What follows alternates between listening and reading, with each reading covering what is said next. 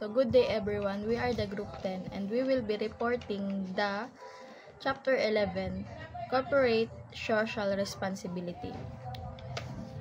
The objective of our report are: number 1, define corporate social responsibility; number 2, know the drivers of corporate social responsibility; number 3, identify the approaches and programs of CSRs; number 4, state the principle governing social responsibility; number 5, give the types of social responsibility; and lastly, number 6, state the advantages and disadvantages of social responsibility. So what is corporate social responsibility, or CSR? So it is a business process which involves interaction with the stakeholders, the customer, supplier, employees, and its communities toward compliance with government policies, environmental, social, and economic concerns. It is focused on the creation of shared values for business and society than profit. So, ang CSR daw po is when a company does business in a way that benefits not just themselves. Instead only focusing on making money, they try to create value for everyone involved in the society as a whole. So, example, imagine you have a bakery, then imbes na magbenta ka lang ng tinapay, ay iniisip mo din yung mga leftover na tinapay mo. Imbes na itapon mo, is ibibigay mo siya sa charity, sa mga, tapos yung ibinibigay mo sa customer mo na ginagamit mo na bag is yung recyclable bag para may care ka din sa environment mo. Then, yung mga empleyado mo is sinasahuran mo ng ayon na natatama para sa kanilang pinagtrabahuan. In short, ang CSR is they're not only making just money. In summary of the development of corporate social responsibility in the Philippines, noong 1960s, the donations, companies donated to the charities. 1970s, groups were organized to focus on helping the poor. 1980s, companies got involved in community because of the economic problem. The 1990s, CSR became a policy, meaning companies were expected to help in the society. Then 2000 onwards, CSR programs aim to give the poor to access education, healthcare, and skills for building nation. In short, CSR went from simple donations to more organized and comprehensive approach for helping the Philippines. So the next one was, what are the drivers of corporate social responsibility? So CSR is considered as a strategy to increase awareness of the customer to have a profitable and successful business operation. The customer-centric, customer loyalty, customer retention are the element to have a long and lasting business and good business performance. Thus, the effectiveness of corporate social responsibility, or CSR, consists of, or mamaya po itatakal yung kung ano yung consist ng CSR.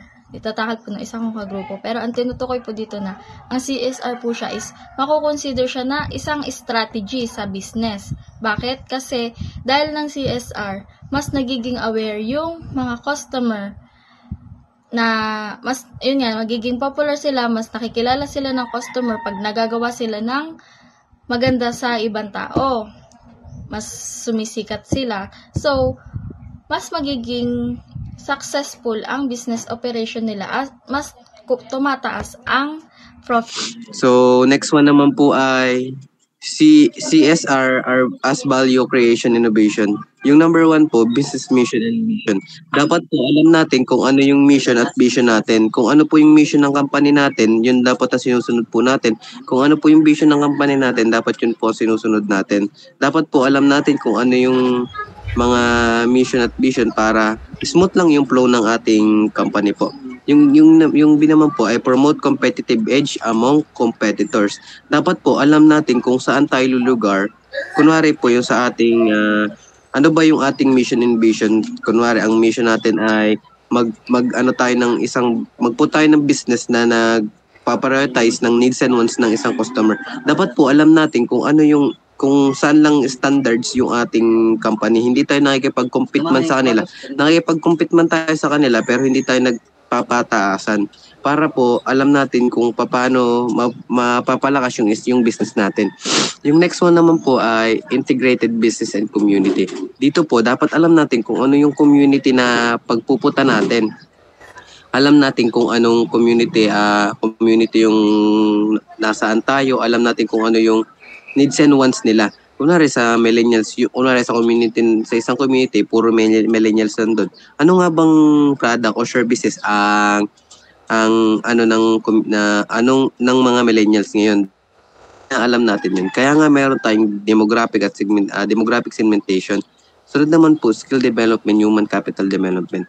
Dito naman po sa skill development, dapat alam natin, kunwari as a CEO or team leader tayo, alam natin kung ano yung skills na ibibigay na skills ng mga employee para ma-improve natin yung kanilang skills po. Tapos yung sa human capital development naman, dapat alam natin kung ito bang taong ito ay pagka binigyan natin ng work, ay compatible po ba siya sa pag-work nito or fit to work po ba siya agad.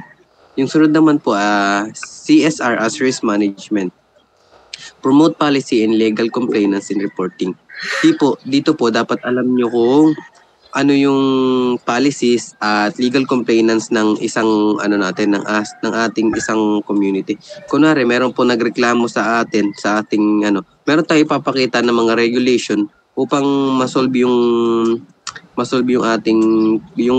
yung complainants nila. Alam natin yung gagawin natin dahil alam natin ito. Yung sunod naman ay promote acceptable strategies operation impact. Dito po dapat alam natin yung nag-accept tayo ng kung baga yung ng mga ibang tao, yung mga bigay nila ng opinion, dapat ipinapang natin yung strategies natin. Dapat alam natin para mas maganda yung flow ng ating company.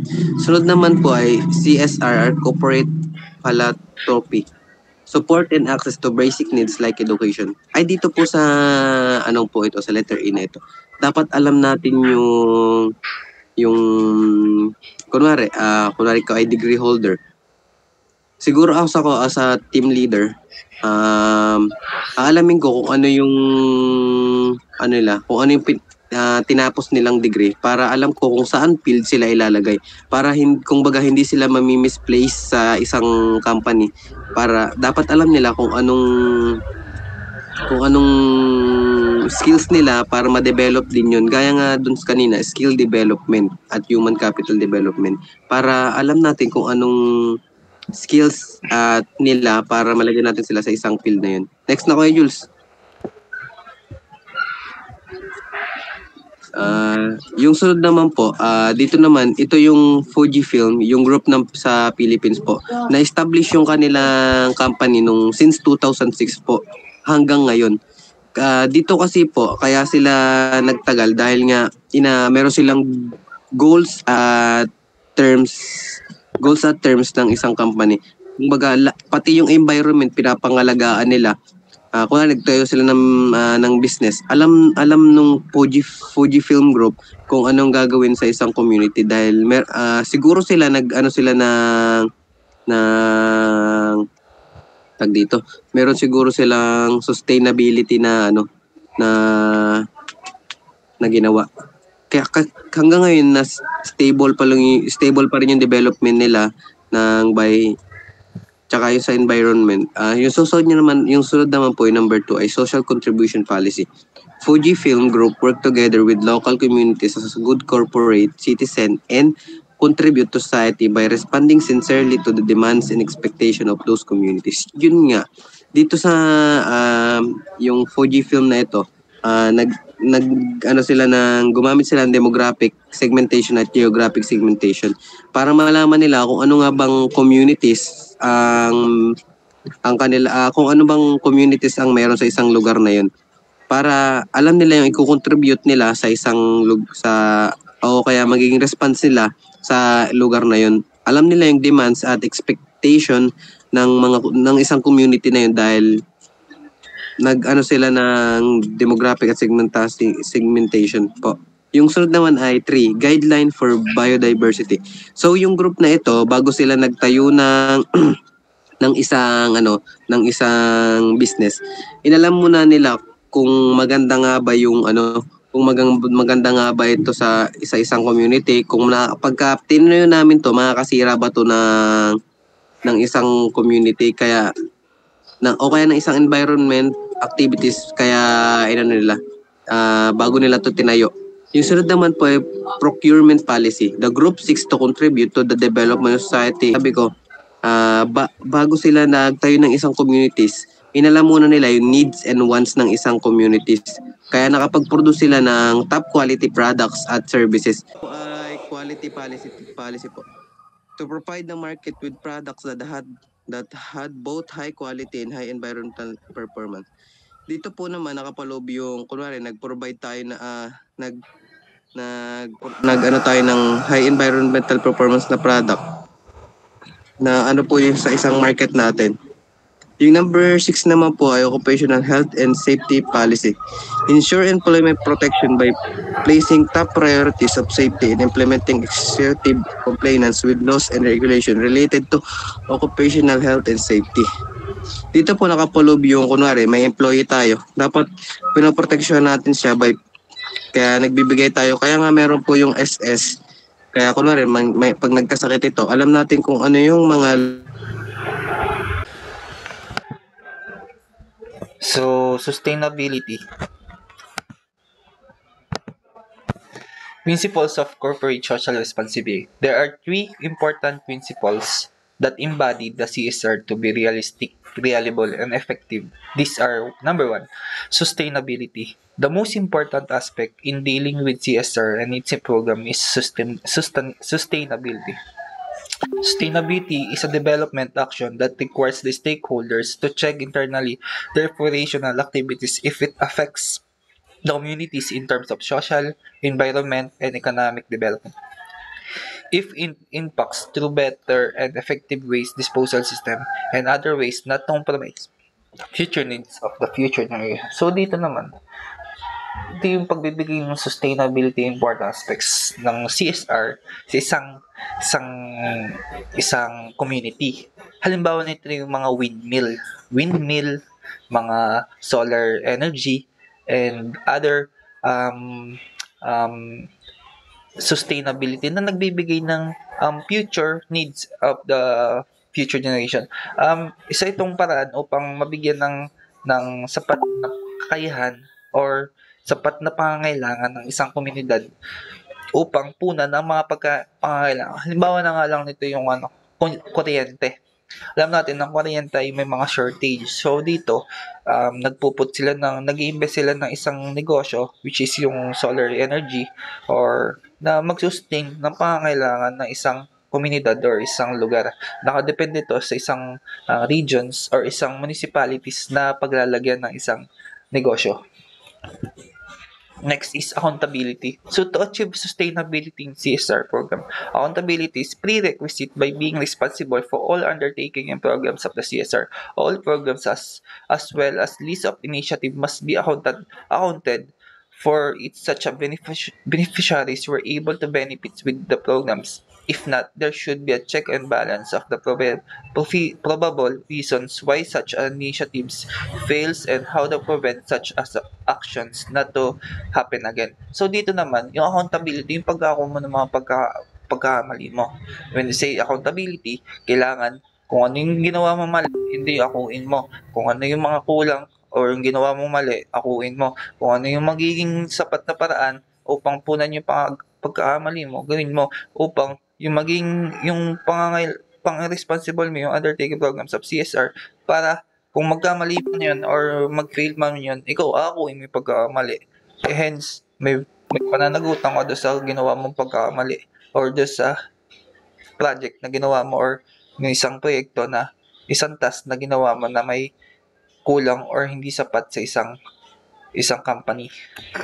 Next is transparency. So transparency is the act of opening community with stakeholders characterized by reliable level of information, disclosure, clarity, Wait lang, Kuya Jules, nakikinig ako. transparency. Transparency is the act of opening communication with stakeholders characterized by a reliable level of information, disclosure, clarity, and accuracy. So dito naman, yung transparency, yung pagiging transparent mo sa iba, communication through with stakeholders. Kasi ito yung pagiging ano mo, dito papasok yung mga yung pagsasabi mo ng katotohanan doon sa mga halimbawa sa pera, nagastos mo yung pera, and dito papasok pa rin yung mga yung pagiging transparent mo or pagsasabi mo ng katotohanan sa iba na na nakabase doon sa trabaho mo, or ito yung halimbawa sa isang company, sa isang corporate, may hawak kang pera, then pinahawak sa ito, nagastos mo. So doon sasabihin mo din sa iba para malaman nila na maging public ka or maging transparent ka sa kanila upang maiwasan yung mga disclosure or para maging clarity din sa kanila or magkaroon sila ng accuracy sa company or sa isang corporate.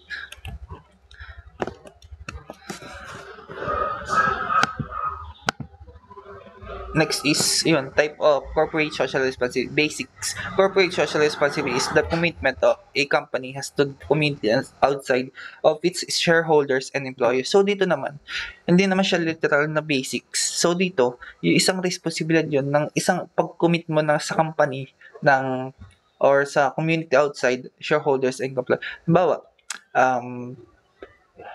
parang pag-ako mo pagtanggap mo ng isang task na nakaya mo, or yun yung parang isang social responsibility na kailangan mong tanggapin kahit na naayon sa iyong kalooban. So next is traditional conflict model. So dito naman, social values and benefits are seen in conflict with shareholders' profits. Under this model, corporation opting to practice forms of social responsibility are likely to see added costs for doing so. So dito yung mga traditional conflict, halimbawa, yung mga traditional conflict, naguguluhan ka kasi hindi mo alam yung gagawin mo, and kailangan magtanong ka din sa iyong kasamahan. Hindi pwedeng akuin mo lang syempre, kailangan malilito ka or maguguluhan ka sa mga ginagawa mo. Kailangan, kung naguguluhan ka, magtanong kasi yung kasamahan. Hindi pwedeng ikaw lang yung nakakaalam. Kailangan, magtanong ka. Kung may conflict man, kailangan ayusin mo or makipag-ayos. Next is added value model. So it sees social and environmental commitments as means to increase profit, while proponents of this model tend to acknowledge that conflict persists in business decisions. They believe that CSR investments are also capable of generating new revenues. So dito sa added value model, isang commitment na magdadagdag ng value model or ng halaga or ng isang kaalaman sa isang halimbawa, may kaalaman ka or naguguluhan ka sa isang business decisions. So kailangan mo din makipag-communicate sa iba para to have a CSR investments are also para maging capable of generating new revenues. So doon, kailangan mo magsaliksik or kailangan mo magtanong kung ano yung mga paraan na kailangan gawin or mga paraan upang mapaunlad isang negosyo. So next is multiple goals model. So CSR possesses a role for social values in corporate decisions that are untethered to economic values. Under this model, corporations have goals beyond shareholders' value, including enhancements of their community without respect to monetary gain. So dito may yung multiple goals model naman. Ito yung isang paraan, isang model kung saan unite kayo dito, multiple nga, kumbaga iba-ibang goals para mapaunlad nyo isang ekonomiya or isang company or isang corporate para sa ikakaunlad din ng iba at maiwasan din yung mga bagay under this yung isang value na may pagtutulungan or isang collaboration na magtutulungan kayo upang mapunlad ang isang corporate. So, yun. Advantage and disadvantage of CSR. So, number one, advantage of CSR, improves financial performance. Enhance brand image and reputation. Excellent and motivated employee, customers, and community relations are more important than strong shareholders returns in earning corporation. So, dito naman, syempre, pag napapaunlad mo yung financial performance mo, makukuha mo yung reputation and loyalty ng company, ng corporate.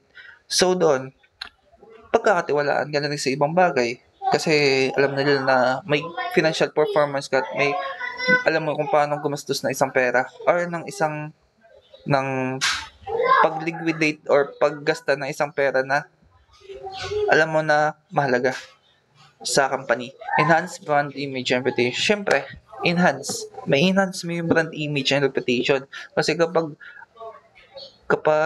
maayos yung social responsibility mo sa brand image and reputation, halimbawa sa isang company, sa isang negosyo, for example ay manager ka, and kailangan yung brand image nyo ay mapanatili mo na maayos para doon yung reputasyon nyo na or tiwala ng mga clients and customers, makuha mo yung kanilang loyalty, retentions, everything, yun. Parang kailangan basta yung enhancement ng brand image and reputation ay mabuo mo sa yung sarili at sa iba. Next is increase sales and customers loyalty. Customer satisfaction can generate customers loyalty. If the company produce products that are in good quality at low price, safe and convenient and environment-friendly products with smaller environmental impact in absence of genetically modified materials or ingredients, it increases sales and customer loyalty. So, yun nga. Kapag tumaas yung increase sales, syempre makukuha mo din customers loyalty. Pag mataas yung sales, tapos nakuha mo yung loyalty, magiging advantage yun ng isang corporate. Kasi, alam mo na yung paraan kung paano makuha yung mga customers. Kailangan ganito yung paraan. Bawa, sa araw na to, kailangan yung quota ganito. Makuha natin yung mga sales, maabot natin yung sales na ganito. Yung quota, ma-sales. Yung quota, maabot natin yung ganun. So, doon, yung customers loyalty at yung sales nyo ay tataas at maunlad yung negosyo nyo and makapag-generate pa kayo ng ibang negosyo. Next is increased ability to attract and retain employees. So dito, companies perceived to have strong CSR commitments often find it easier to recruit employees, particularly in tight labor markets. So sa corporate social responsibility, kapag napataas mo yung abilidad na ma-attract mo yung and ma-retain mo yung employees,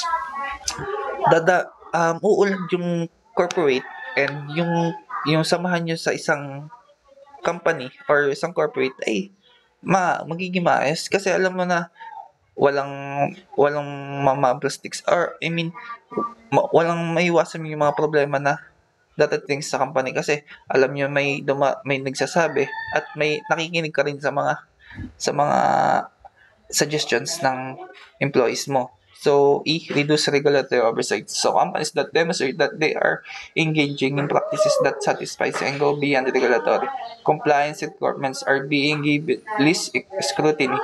Permits and zoning variants are likely given at once. So, dito naman, binabawas, parang nire-reduce yung regulatory oversight. Ibig sabihin nun, dine-demonstrate mo lang yung mga kakayahan or, halimbawa, reduce. Pag sinabing reduce, halimbawa, yung mga what do you mean that? Yung mga reduce, yung parang bagay nare-regulate mo yung mga nakikita, naintindihan mo yung yung mga permits, naintindihan mo yung mga regulations na isang komunidad upang halimbawa, sa isang komunidad may mga regulations na kailangan mo sundin yun.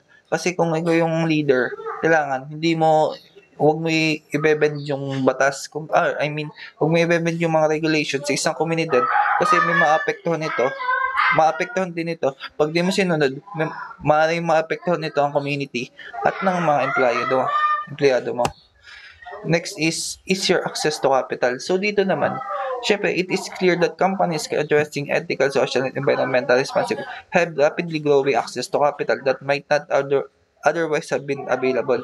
So dito, mapapadali yung access sa capital kasi alam mo na eh, kasi umuunlad na yung negosyo nyo, so tumataas na din yung capital and kumpiyansa ka na hindi na malulugi yung negosyo kasi nga lahat ng nakukuha mo na yung tiwala ng employees mo, ng clients mo, and doon, tatas yung sales, mababayaran mo yung mga bills and labors mo and yung materials, and doon lang yung negosyo mo, and tatas yung capital, easier at madali na lang yung pamamaraan upang Ang first disadvantages ng CSR is less profit. So sometimes it lead to less profit because companies spend money on programs that don't directly bring income. If the return on investment is uncertain, stakeholder may not support those projects. So dito sa less profit, yang mas mababa ang kita mo kapag mas nagbibigay ka ng effort sa mga programs and projects na hindi ka kikita. So dito, if ganun yung parang pinaka-goal mo na mas magpo-focus ka sa ganitong program na hindi kikita yung company mo, yung pwedeng hindi ka suportahan ng mga stakeholders mo dahil walang return on investment na mangyayari. So, ang another disadvantages is competitive disadvantages. Some companies that don't follow CSR may save more money, giving them an advantage over those who do. So, dito, mas nagkakaroon ng advantage yung ka-competitive mo sa business mo dahil mas nagbibigay ka ng effort sa CSR. Ay, ang CSR is mas more of... So, another disadvantages of CSR is the lost focus. Sometimes, when companies try too hard to please customers or focus on social programs, they may lose sight of their main business goals. This can affect how they operate and make profit. So, dito sa lost focus, yung if nga naman na magpo-focus ka lagi or magpo-focus yung company mo sa magiging customers mo or sa mga social program na hindi ka kikita, yung mas mahihirapang maging successful yung business mo.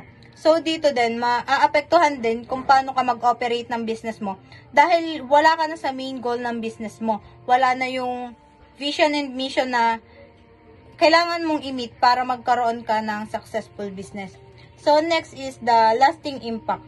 We can't always be sure how long CSR will remain effective or relevant.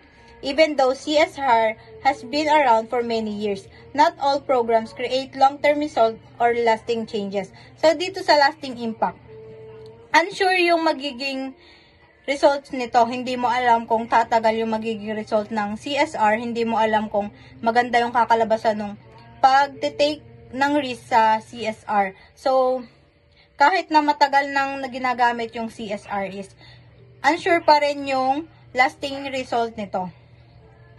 Last disadvantages of CSR is a cost. Costs are a major issue. CSR program can be very expensive, like the companies invest in environmental projects or new equipment. The problem is, there is no guarantee that this effort will increase sales or profit. So while CSR is good for reputation, it can be also a big financial burden for the company. So sinasabi nga na maganda sa reputasyon ng company na may CSR ka. Pero pwede din siya maging financial burden ng company mo dahil expensive nga ang pagkakaroon ng CSR. And also, walang guarantee o unsure yung kung kikita ka ng malaki kapag meron kang CSR. So, yun, kaya one of the disadvantages ang cost.